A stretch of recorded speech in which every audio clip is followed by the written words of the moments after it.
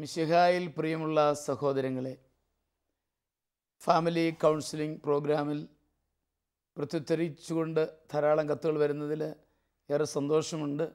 എല്ലാത്തിനും ദൈവത്തിന് നന്ദി പറയുകയാണ്. ഇന്ന് പ്രത്യേകമായിട്ടും കുടുംബജീവിതത്തെക്കുറിച്ച് എനിക്ക് പറയാനുള്ളത്, ഒരു നല്ല ഭാര്യ, ഉത്തമ ഭാര്യ തൻ്റെ നാവിനെ നിയന്ത്രിക്കുന്നവളാകണം. ഒന്നും മിണ്ടാതിരിക്കുന്നത് ഗുണമില്ല, മിണ്ടണം. എന്നാൽ അത് അമിതമായാൽ അത് കുടുംബത്തിൽ പല പ്രശ്നങ്ങൾ ഉളവാക്കും എന്നുള്ളതാണ് ഞാൻ പ്രധാനമായിട്ടും സൂചിപ്പിക്കുക. പ്രഭാഷകൻ 25 പല സ്ഥലത്ത് 16, 17, 20, 23 ഇതേപ്പറ്റിയാണ് സംസാരിക്കുന്നത്. ഞാൻ 20 മാത്രം ഒന്ന് ഉദ്ധരിക്കുകയാണ്. വൃദ്ധൻ മണൽക്കുന്ന് കയറുന്നത് പോലെയാണ് ശാന്തനായ ഭർത്താവ് വായാടിയായ ഭാര്യയോടുകൂടി ജീവിക്കുന്നത് എന്ന് പറയുന്നുണ്ട്. തീർച്ചയായിട്ടും വൃദ്ധൻ മണൽക്കുന്ന് കയറുന്നത് എല്ലാവർക്കും അറിയാം. വളരെ വിഷമിച്ചായിരിക്കും, ശ്വാസമൊക്കെ മുട്ടിയാണ്. ഇതിൻ്റെ അർത്ഥം ഞാൻ മനസ്സിലാക്കുന്ന ഇതാണ്: എപ്പോഴും ഇങ്ങനെ സംസാരിച്ചുകൊണ്ടിരിക്കുന്ന ഒരു ഭാര്യയാണെങ്കിൽ ഭർത്താവിന് പറയാനായിട്ടൊരു ഫുൾ സ്റ്റോപ്പ് കിട്ടാതെ വിഷമിക്കും പുള്ളി. അങ്ങനെ ഒരു ബുദ്ധിമുട്ടാണ് വചനം ഉദ്ദേശിക്കുന്നത് എന്ന് മനസ്സിലാക്കുകയാണ്.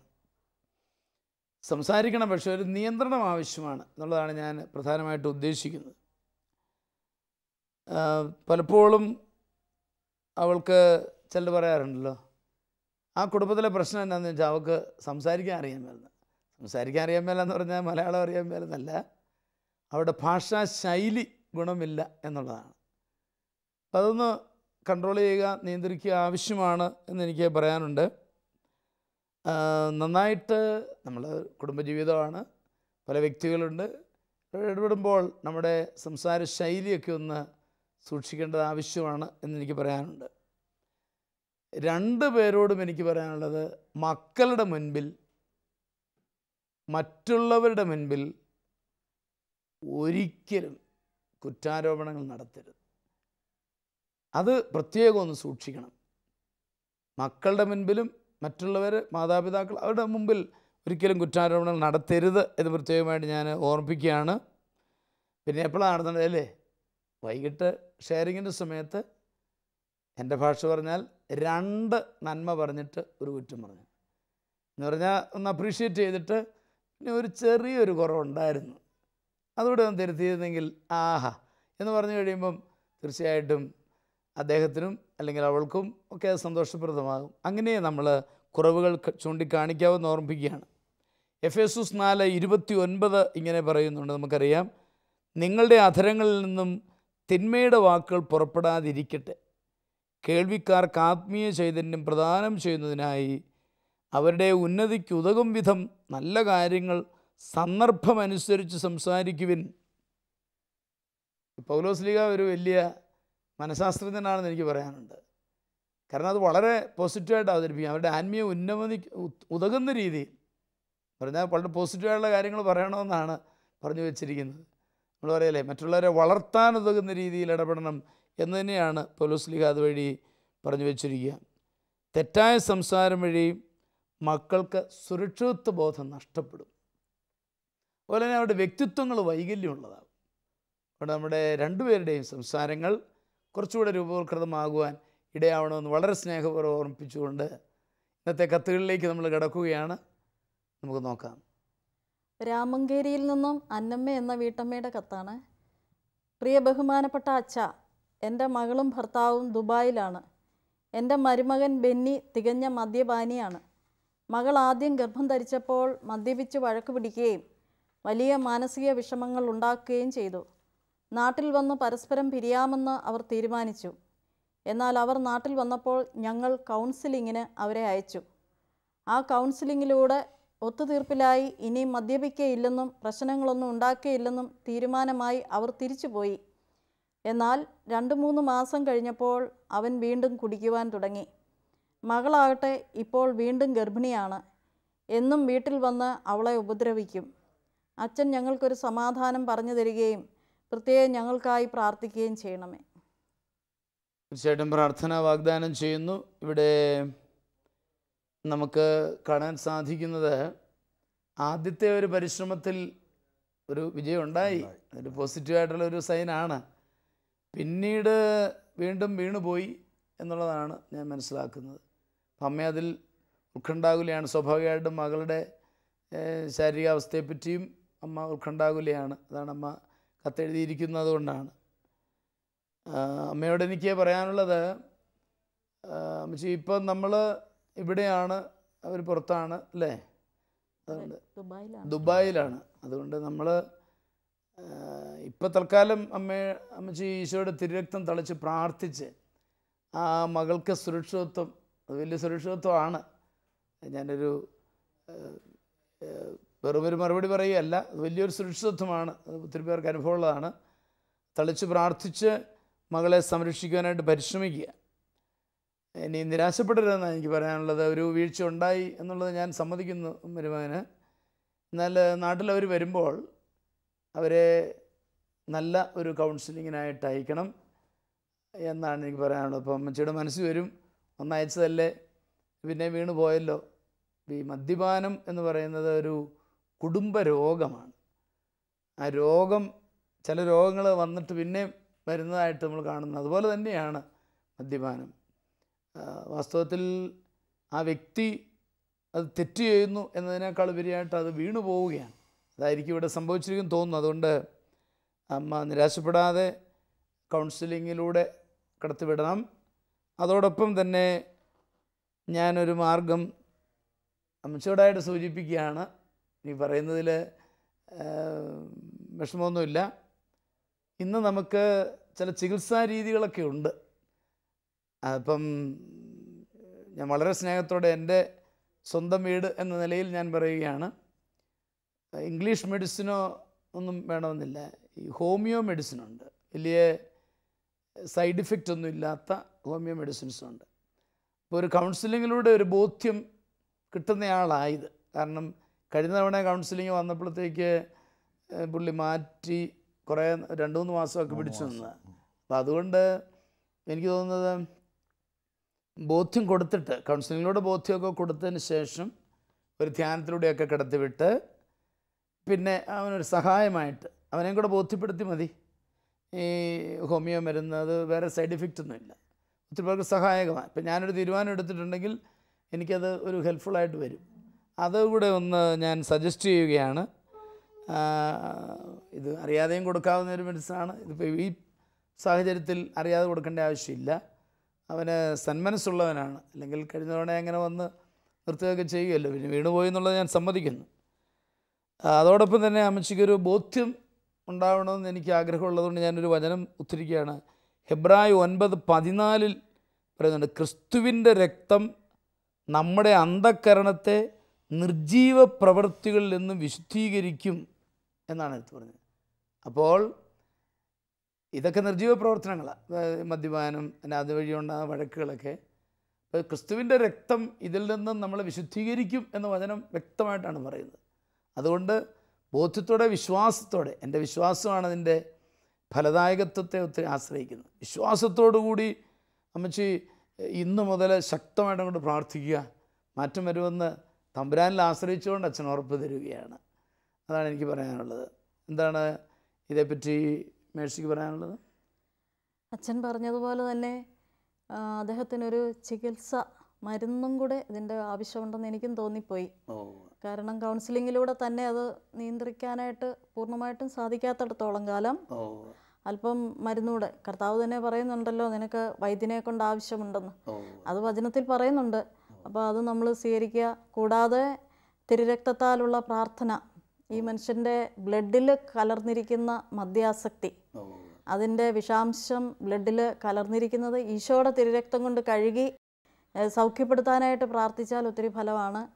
പിന്നെ മറ്റൊരു കാര്യം, കുടുംബാംഗങ്ങൾ ഒന്നിച്ച് അവരനുഭവിക്കുന്ന ഈ ഒരു സമാധാനമില്ലായ്മ, ദൈവത്തിൽ നിന്ന് സമാധാനം ലഭിക്കുന്നതിന് വേണ്ടി അവർ പരിശ്രമിക്കണം. ദൈവത്തിൽ നിന്ന് മാത്രമേ ഇതിന് സമാധാനം എടുക്കാൻ പറ്റുള്ളൂ. അപ്പോൾ അത് ലഭിക്കും.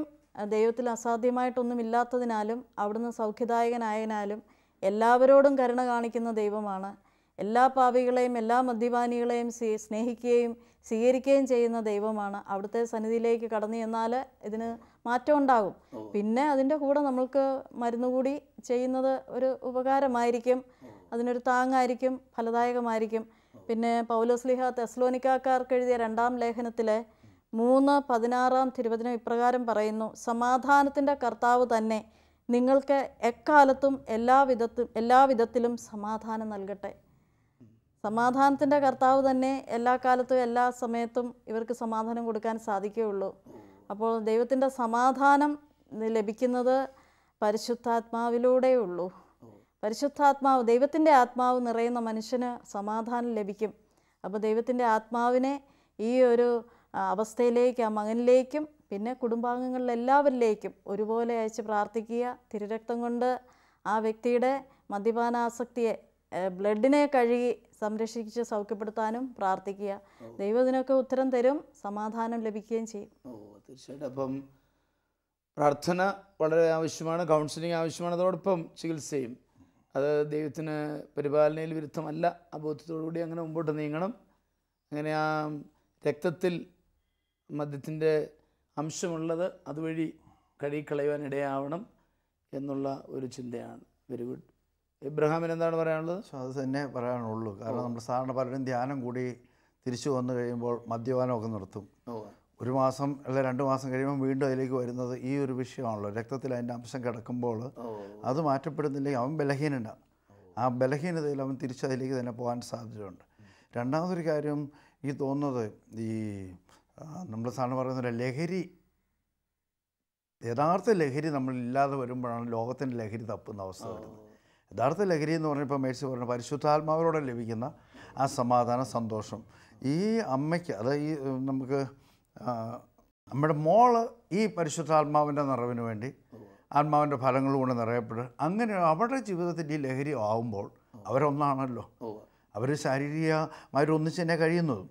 ആ സമയത്ത് അവർക്ക് കൂടുതൽ പ്രാർത്ഥിക്കുക, ഇവനിലേക്ക് ഈ ലഹരി, ഈ പരിശുദ്ധാത്മാവിൻ്റെ നിറവ് തൻ്റെ പ്രിയപ്പെട്ടവനിലും നിറയണേ.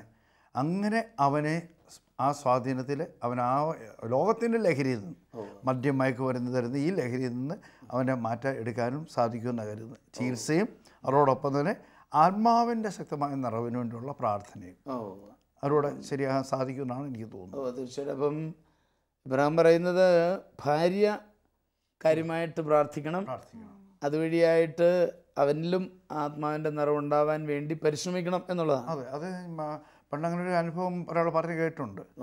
അവർ രണ്ടുപേരും ഒന്നിച്ചാണ്. ഈ മനുഷ്യന് ഒത്തിരി തിന്മയുണ്ട്, പക്ഷേ ഈ വ്യക്തി ആ ഭാര്യയുമായി ശരീരത്തിൽ അവരൊന്നാകാൻ വരുമ്പോൾ ഇവനെ സമർപ്പിക്കും. അവരപ്പം ഒന്നാണല്ലോ, രണ്ടല്ലല്ലോ. ഈ സമയത്ത് സമർപ്പിച്ച്, ദൈവമേ നിൻ്റെ ആത്മാവിനെ ഇവനിലേക്ക് ഈ സമയത്ത് അവൻ്റെ ബലഹീനതകളിലേക്ക്, അവൻ്റെ ദുർബലതയിലേക്ക് കടന്നു ചെന്ന് അവനെ വീണ്ടെടുക്കണമെന്ന് പ്രാർത്ഥിച്ചു. അത് ഫലമുള്ളതായിട്ട് 1-2 വ്യക്തികൾ പറഞ്ഞിട്ടുണ്ട്. അപ്പോൾ അത് നമുക്ക് പ്രത്യേകമായിട്ട് നമുക്ക് മകളത് ശ്രവിക്കാൻ സാധ്യതയുണ്ട്. ഇല്ലെങ്കിൽ അമ്മ മകളോടത് പറയട്ടെ. അങ്ങനെ അതുവഴിയായിട്ട് കൂടുതൽ ആത്മാവിൻ്റെ ഒരു നിറവ് അവൻ ലഭിക്കാനും യഥാർത്ഥ ലഹരി, ആത്മാവിൻ്റെ ലഹരി അവനിൽ ഉണ്ടാകുമ്പോൾ ഈ തിന്മയെ അവൻ വിട്ടുപേക്ഷിക്കാൻ ഇടയാവട്ടെ എന്ന് നമുക്ക് പ്രത്യേകമായിട്ട് പറഞ്ഞു കൊടുക്കാം. അതോടൊപ്പം നമ്മൾ മുമ്പേ സൂചിപ്പിച്ച തിരുരക്താഭിഷേകം, അതുപോലെ തന്നെ കൗൺസിലിങ്ങും ചികിത്സയും, അതുവഴിയായിട്ട് കാര്യങ്ങൾ മാറ്റം വരും. ദൈവം തീർച്ചയായിട്ടും വളരെ പ്രശ്നപരിഹൃതമായിട്ട് നീങ്ങും എന്നുള്ളതിന് സംശയമില്ല. അതുകൊണ്ട് ഞങ്ങൾ പ്രത്യേകമായിട്ടും മകന് വേണ്ടി പ്രാർത്ഥിക്കാം, കുടുംബത്തിന് വേണ്ടി പ്രാർത്ഥിക്കാം എന്ന് വാഗ്ദാനം ചെയ്യുന്നു. അവൾ ഗർഭിണിയാണ്, അവൾക്ക് വേണ്ടിയും നമ്മൾ പ്രത്യേകം പ്രാർത്ഥിക്കണം എന്ന് സ്നേഹപൂർവ്വം ഓർപ്പിക്കുന്നു. നമുക്ക് അടുത്ത കത്തിലേക്ക് പോകാം അല്ലേ? കാഞ്ഞിരപ്പള്ളിയിൽ നിന്ന് സന്തോഷിൻ്റെ കത്താണ്. ബഹുമാനപ്പെട്ട അച്ഛ, എനിക്ക് 31 വയസ്സുണ്ട്. അച്ഛ, ഞാൻ 17 വയസ്സുള്ള ഒരു പെൺകുട്ടിയുമായി പ്രേമത്തിലായി. ആദ്യം അവളുടെ ഭാഗത്തു നിന്നാണ് ഇതിന് താല്പര്യമെടുത്തത്. ഞാൻ ഇതിൽ നിന്നും പിന്തിരിയുവാൻ എന്നാലാവത് പറഞ്ഞു നോക്കി. എങ്കിലും അവൾ എന്നെ നിർബന്ധിച്ചു. അങ്ങനെ ഞങ്ങൾ ഒത്തിരി അടുത്തുപോയി. ഇപ്പോൾ അവൾ പറയുന്നു ഈ ബന്ധം എനിക്ക് വേണ്ട എന്ന്. അവൾക്ക് മറ്റൊരു വിവാഹാലോചന വന്നിരിക്കുകയാണ്. പക്ഷേ എനിക്ക് അവളെ പിരിയാൻ പറ്റുന്നില്ല. എൻ്റെ ജോലിയിൽ എനിക്ക് ഏകാഗ്രത കിട്ടുന്നില്ല. ഞാൻ മാനസികമായി വളരെ അസ്വസ്ഥനാണ്. ഈ സാഹചര്യത്തിൽ ഞാൻ എന്തു ചെയ്യും? ദയവായി അച്ഛൻ എനിക്ക് വേണ്ടി പ്രാർത്ഥിക്കണം. തീർച്ചയായിട്ടും ഇത് കേട്ടിട്ട് ഒരു അപക്വമായ പ്രേമബന്ധമായിട്ട് തോന്നുകയാണ്. കാരണം പ്രായവ്യത്യാസം വളരെ വലുതാണല്ലോ.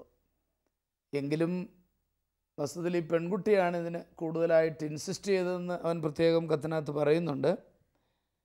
ഇതൊരു ആകർഷണമാണ് വാസ്തവത്തിൽ അവിടെ സംഭവിച്ചത്. സന്തോഷ് ഇത് ഒത്തിരി പറഞ്ഞിരുന്നു, വേണ്ട എന്ന് പറഞ്ഞെങ്കിലും സന്തോഷ് പറയുന്നത് ഞാൻ അങ്ങ് വീണുപോയി, ഇനിയിപ്പോൾ എന്ത് ചെയ്യും എന്നുള്ള അർത്ഥത്തിലാണ് അദ്ദേഹം അവതരിപ്പിക്കുക. ഇങ്ങനെയൊരു ചൊല്ലി ഞാൻ കേട്ടിട്ടുണ്ട്, ഈ പ്രേമം അന്ധമാണ്, ബ്ലൈൻഡാണെന്ന് പറയാം. അതുപോലെയാണ് ഇപ്പോൾ ഇത് സംഭവിച്ചിരിക്കുന്നത് എന്നുള്ളതിന് സംശയമില്ല. അവളുടെ ഭാഗത്തുനിന്ന് ഒരിക്കലും ഇത് ഗൗരവമായിട്ട് എടുത്തിരുന്നില്ലെന്ന് ഞാനിപ്പം മനസ്സിലാക്കുക. കാരണം അന്നേരം ഒരു ഇഷ്ടമൊക്കെ ഇവനോട് തോന്നി ഇങ്ങനെ നടന്നു.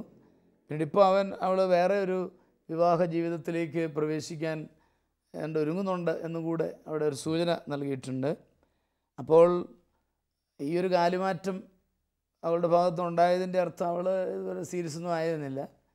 മേ ബി അന്നേരം ഒരു അട്രാക്ഷൻ തോന്നി, ഒരു ഇഷ്ടം തോന്നി, അതിൻ്റെ പുറകെ കുറേ നേരം നടന്നു. ഒരു പക്ഷേ ഒരു അന്നേരത്തെ ഒരു താൽക്കാലിക സപ്പോർട്ട് എന്നുള്ള നിലയിലാണ് ഇത് സംഭവിച്ചതെന്നാണ് എനിക്ക് മനസ്സിലാകുന്നത്. സന്തോഷിനോടാണ് എനിക്ക് പറയാനുള്ളത്. സന്തോഷമാണല്ലോ എടുത്തെഴുതിയത്. എനിക്ക് പറയാനുള്ളത്, സന്തോഷം, ഇത് ഒരിക്കലും ഒരു യോജിച്ച ജീവിതമല്ല. കാരണം പിന്നീടാണെങ്കിലും ഈ പ്രായവ്യത്യാസങ്ങൾ പ്രശ്നങ്ങൾ ഉണ്ടാക്കും. അതുകൊണ്ട് സന്തോഷിന് ബുദ്ധിമുട്ടുണ്ടെന്നല്ല ഞാൻ മനസ്സിലായി. സന്തോഷ് ഉറങ്ങാൻ പറ്റുന്നില്ല, ജോലി ശരിക്ക് ചെയ്യാൻ പറ്റുന്നില്ല എന്നൊക്കെ പറഞ്ഞിട്ടുണ്ട് അതിനകത്ത്. ആ ബുദ്ധിമുട്ടുകൾ ഞാൻ മനസ്സിലാക്കുന്നു, മാനുഷികനായിട്ട് പറയുകയല്ല. എങ്കിലും ഈ സാഹചര്യങ്ങൾ പരിഗണിക്കുമ്പോൾ ഇത് നല്ല ഒരു ജീവിതമല്ല എന്ന് തന്നെയാണ് എനിക്ക് മനസ്സിലാക്കുവാൻ സാധിക്കുന്നത്. പല കാരണങ്ങളാണ്. ഒന്ന്, അവൾ ആത്മാർത്ഥതയില്ലാതെയാണ് ഇതിൽ ഇടപെട്ടെന്നുള്ളതാണ് എൻ്റെ ഒന്നാമത്തെ കാരണം. രണ്ടാമത് തീർച്ചയായിട്ടും പ്രായ വ്യത്യാസമാണ്. മൂന്നാമത് നിർബന്ധമായ ഒരു വിവാഹം അപകടമാണ്. നിർബന്ധമായ വിവാഹം നയിച്ചിട്ടുള്ള വ്യക്തികളുടെ ജീവിതത്തിൽ അവരത് പിന്നെ എടുത്തു പറയുന്നതായിട്ട് കാണാൻ സാധിക്കുന്നുണ്ട്. സന്തോഷ് അല്പം മാനസികമായിട്ട് ഒരുങ്ങി കാര്യങ്ങൾ മനസ്സിലാക്കിയാൽ ഇത് വേണ്ട എന്ന് വയ്ക്കാൻ പറ്റും എന്നെനിക്ക് ഉറപ്പാണ്. അതുകൊണ്ട് വേണ്ടി വന്നാൽ ഒരു ആന്തരിക സൗഖ്യ ധ്യാനമോ ഒക്കെ ഒന്ന് കൂടുന്നത് നല്ലതാണെന്ന് എനിക്ക് പറയാനുണ്ട്. കൗൺസിലിങ് നല്ലതാണ്, ഞാൻ റെക്കമെൻഡ് ചെയ്യുന്നുണ്ട്. ഒരു ധ്യാനത്തിൽ ഉള്ള കൗൺസിലിംഗ് ആണെങ്കിലും മതി, അത് പ്രയോജനം ചെയ്യും. ഇതൊന്ന് തുറന്ന് പറയുക. ഒരു ആന്തരിക സൗഖ്യം ധ്യാനം തന്നെ ആവട്ടെ ആ ധ്യാനം. ഇതൊന്ന് തുറന്ന് പങ്കുവെച്ച് പ്രശ്നം തീർക്കുവാനായിട്ട് സാധിക്കും എന്ന് ഓർക്കുക. ഞാനിവിടെ സന്തോഷം നൽകാൻ ആഗ്രഹിക്കുന്ന വചനം റോമ 8:28. ദൈവം എല്ലാം നന്മയ്ക്കായിട്ട് ക്രമീകരിക്കുന്നു. ഇത് മാറിപ്പോയത് സന്തോഷിൻ്റെ ജീവിതത്തിൽ നന്മയാണ് എന്ന് പറയാൻ അച്ഛൻ ആഗ്രഹിക്കുകയാണ്. സന്തോഷിൻ്റെ ഒരു സ്നേഹിതൻ എന്ന നിലയിലാണ് ഞാൻ പറയുന്നത്. അത് ഭാവി ജീവിതത്തിൽ വളരെയേറെ നന്മ സന്തോഷം ഉണ്ടാക്കും. അതുകൊണ്ട് അതിനോട് പൊരുത്തപ്പെടാൻ, ആത്മീയമായിട്ട് ഒരുങ്ങാൻ ധ്യാനമോ കൗൺസിലിങ്ങോ ഒക്കെ സഹായകമാകുമെന്നാണ് എനിക്ക് പറയാനുള്ളത്. ഇതേപ്പറ്റി എന്താണ് എബ്രഹാമിന് പറയാനുള്ളത്? തീർച്ചയായും അവൾ ആത്മാർത്ഥമല്ലായിരുന്നുള്ള വ്യക്തമാണ്. ആ ബന്ധത്തിലേക്ക് ഇനി തിരിച്ചു വന്നാൽ ഒരിക്കലും അത് ശരിയാകുകയില്ല. ഇന്നത്തെ നമ്മുടെ പെൺകുട്ടിയോടൊരു വിഷയമായത്. നാൾ വന്നൊരു കേസ് ഒരാൾ പറഞ്ഞിട്ട് +1 പഠിക്കുന്ന പെൺകുട്ടിയാണ്. അവൾ ഒരു ബസ്സിൻ്റെ ഡ്രൈവറുടെ കൂടെ ഇറങ്ങിപ്പോയി. ചോദിച്ചപ്പോൾ കൗൺസിലിന് വന്നപ്പോൾ അവൾ പറഞ്ഞ വിഷയം, ഈ വലിയ വണ്ടി നിയന്ത്രിക്കുന്ന ആൾ, ഈ ആളുമായിട്ടുള്ള ജീവിതം എത്ര അനുഗ്രഹമായിരിക്കും. ഇതാണ് ഇന്നത്തെ കുഞ്ഞുങ്ങളുടെ ഒരവസ്ഥ. എന്നുവെച്ചാൽ യാതൊരു പക്വതയിലുള്ളതല്ല. അച്ഛൻ ആദ്യം ഉപയോഗിച്ച വാക്കുതന്നെ അപക്വമായ ഒരവസ്ഥ. ഇപ്പം അവൾ ആത്മാർത്ഥമായ ഒട്ടുമില്ലായിരുന്നു. ഇത് എനിക്ക് തോന്നുന്നു ഇന്നത്തെ കാലത്തെ പെൺകുട്ടികളുടെ വേറൊരു വിഷയം കൂടെയാണെന്ന് തോന്നുന്നു. കൂടുതൽ കുഞ്ഞുങ്ങളുടെ ഇത് കേൾക്കുന്ന പലരും കാണുമല്ലോ. യഥാർത്ഥത്തിലുള്ള സ്നേഹം എന്ന് പറയുന്ന ആ ഒരവസ്ഥയിലേക്ക് വരാൻ അവർക്ക് സാധിക്കുന്നില്ല. അവർക്ക് ലോകത്തിൻ്റെ കാഴ്ചപ്പാട്, ലോകം തരുന്ന ഭംഗി, ലോകം തരുന്ന ആകർഷണത്തിൽ അവരുടെ ചില വ്യക്തിപരമായ നേട്ടങ്ങൾക്ക് വേണ്ടി ചിലപ്പോൾ ഇവർക്ക് ഈ ചെറുപ്രായത്തിൽ ആരെങ്കിലും ഒരു സഹായം, ഒരാവശ്യം ഉണ്ടായിരിക്കും, ഒരാളിൻ്റെ കൂടെ ഉണ്ടെന്ന്. അതിനുവേണ്ടി അല്ലാതെ ഇതിനോടൊരു സ്നേഹത്തിൻ്റെ പേരിലല്ല. അതൊന്ന്. രണ്ടാമത്, ഈ സന്തോഷിനെ സംബന്ധിച്ചിപ്പോൾ വല്ലാത്തൊരവസ്ഥയിലെത്തിയിരിക്കുന്നത്. പക്ഷെ സന്തോഷിൻ്റെ ഹൃദയത്തിൽ നിന്ന് മാറ്റിയിട്ട് ഈശോയെ ആ സ്ഥാനത്ത് പ്രതീക്ഷിക്കുക. പറഞ്ഞിട്ടുണ്ടല്ലോ, ഞാനല്ലാതെ മറ്റൊരു ദൈവം. ഇപ്പം യഥാർത്ഥത്തിൽ അവളൊരു ദൈവമായിട്ട് അവളെ പിരിയാൻ മേലാത്തൊരവസ്ഥയിലാണ് നിൽക്കുന്നത്. അത് അവിടുന്ന് എടുത്ത് മാറ്റി ഈശോയ്ക്ക് അവൻ്റെ ഹൃദയത്തിൽ സ്ഥാനം കൊടുത്ത് അതിനുവേണ്ടി പ്രാർത്ഥിക്കുമ്പോൾ എനിക്ക് തോന്നുന്നു ഓരോ ദിവസവും സന്തോഷം സാധിക്കുമെങ്കിൽ, നാട്ടിലാണല്ലോ അതെ, സാധിക്കും ദിവസവും ദൈവവിളിക്ക് പോവുകയും ആ വിശ്വകുർബാനയിൽ ആ ഉയർത്തുന്ന കാസാലിലേക്ക് അവൻ്റെ ഈ വേദനകളെ സമർപ്പിച്ച് അവളെ അവൻ്റെ ഹൃദയത്തിൻ്റെ അടുത്ത് മാറ്റുവാൻ സഹായിക്കാൻ വേണ്ടി പ്രാർത്ഥിച്ച് തീർച്ചയായിട്ടും ഫലം ഉണ്ടാവുന്നത് തന്നെയാണ്. സന്തോഷം ഏതായാലും ഈ പെൺകുട്ടിയോടുള്ള ജീവിതത്തിന് വേണ്ടി ഞാൻ പരിശ്രമിക്കാനോ ഒന്നിനും പോകണ്ടെന്ന് തന്നെയാണ് എനിക്ക് തോന്നുന്നത്. Very good. അപ്പോൾ അവിടെ എബ്രഹാം പറയുന്നത് എനിക്ക് മനസ്സിലായി, കൂടുതലായിട്ട് വളരെയേറെ അപക്വമായ ഇങ്ങനെയുള്ള ഒരു ചിന്ത പൊതുവേ പെൺകുട്ടികളുടെ ഇടയിലുണ്ട് എന്ന് എബ്രഹാം പറയുകയുണ്ടായി. എനിക്ക് കേൾക്കുന്ന പെൺകുട്ടികളോട് പറയാനുള്ളത്, പെട്ടെന്നൊരു അട്രാക്ഷനൊക്കെ ചിലരോടൊക്കെ തോന്നാം, മാനുഷികമാണ്, സ്വാഭാവികമാണ്. അതെല്ലാം നമ്മൾ ഒരു വിവാഹ ജീവിതത്തിലേക്ക് വലിച്ചൊഴിക്കാനോ പ്രേമത്തിലേക്ക് വലിച്ചൊഴിക്കാനോ ഒക്കെ പരിശ്രമിക്കുന്നത് വലിയ അപകടമാണ്.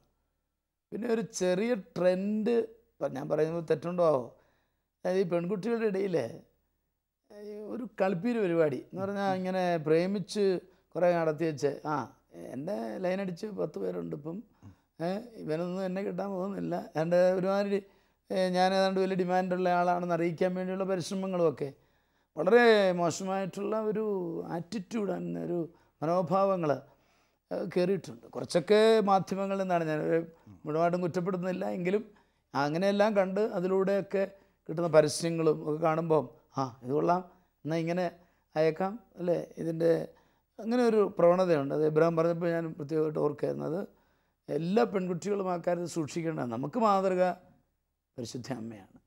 പരിശുദ്ധ അമ്മയിലില്ലാത്തത് നമുക്ക് വേണ്ട. അതാണൊരു ക്രൈസ്തവ യുവതിയുടെ ഏറ്റവും വലിയ മാതൃക എന്ന് മനസ്സിലാക്കുവാൻ കഴിയണമെന്ന് സ്നേഹം ഓർപ്പിക്കുകയാണ്. എന്താണ് മേഴ്സിക്ക് അതേപ്പറ്റി പറയാനുള്ളത്? പക്വതയില്ലാത്ത ഒരു പ്രേമബന്ധത്തിലായിരുന്നു ഇത്രയും നാളും അവൾ പൊയ്ക്കൊണ്ടിരുന്നത്. അതിൽ ഇത്രയും പ്രായവ്യത്യാസമുള്ള സന്തോഷ് വീണുപോയി. അവൻ മാറാമെന്ന് പറഞ്ഞിട്ടും മാറിയിട്ടില്ല. പക്ഷേ പുരുഷനെ സംബന്ധിച്ചിടത്തോളം അവൻ്റെ വാക്ക് അവനെപ്പോഴും വിശ്വസ്തമായിട്ട് കൊണ്ടുപോകുന്ന ഒരു ശൈലിയാണ്. കാരണം അവരൊരു വാക്ക് പറഞ്ഞാൽ അതിനൊരു മാറ്റമില്ല, ഒരു കാര്യം തീരുമാനമെടുത്താൽ. പക്ഷേ സ്ത്രീ അതല്ല, ഏത് തലത്തിലും അത് വളച്ചൊടിക്കും. അതെല്ലാവരും എന്നല്ല ഞാൻ പറയുന്നത്, ചിലരെങ്കിലും. പ്രത്യേകിച്ച് ഇന്നത്തെ പെൺകുട്ടികൾ ഈ കോളേജിൽ, സ്കൂളുകളിലൊക്കെ, ഹയർ സെക്കൻഡറി ഒക്കെ സ്കൂളുകളിൽ പഠിക്കുന്ന കുട്ടികളിൽ അവരുടെ കൂട്ടുബന്ധങ്ങളിലൂടെ അവർ സിനിമ സീരിയലിലെ പല കാര്യങ്ങളും ചർച്ച ചെയ്യുകയും അതുപോലെ അവർ അനുകരിക്കാൻ ശ്രമിക്കുകയും ചെയ്യുന്ന ഒരു ടെൻഡൻസി ഇപ്പോൾ ഉണ്ട്.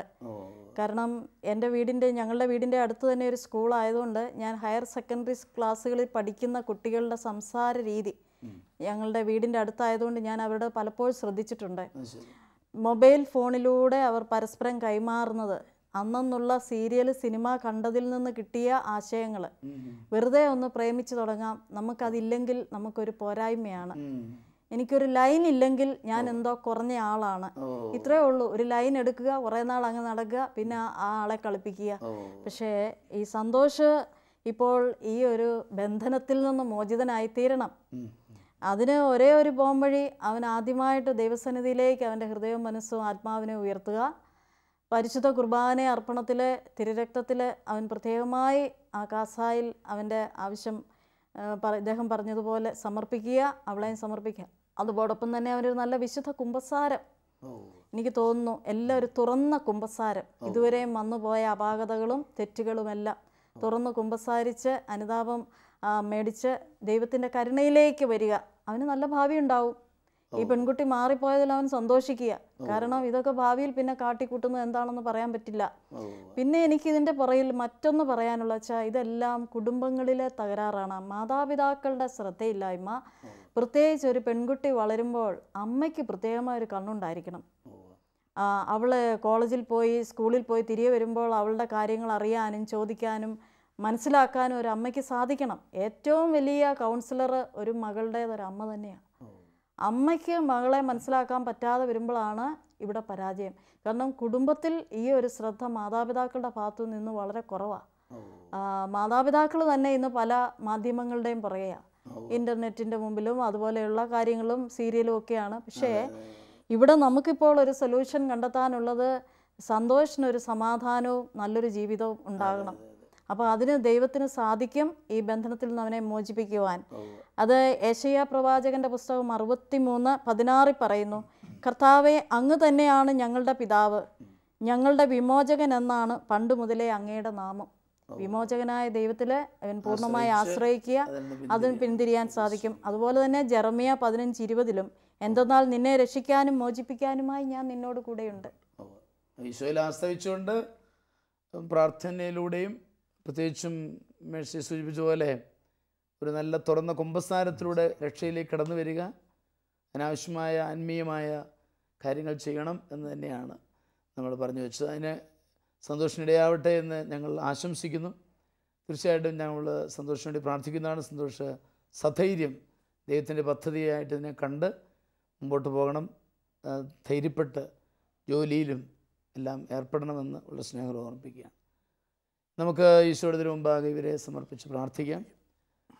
നല്ലവനും സ്നേഹനിധിയുമായ തമ്പുരാനെ, പ്രത്യേകമായിട്ട് ഞങ്ങളിന്ന് ഈ കുടുംബങ്ങളെ സമർപ്പിക്കുന്നു, വ്യക്തികളെ സമർപ്പിക്കുന്നു.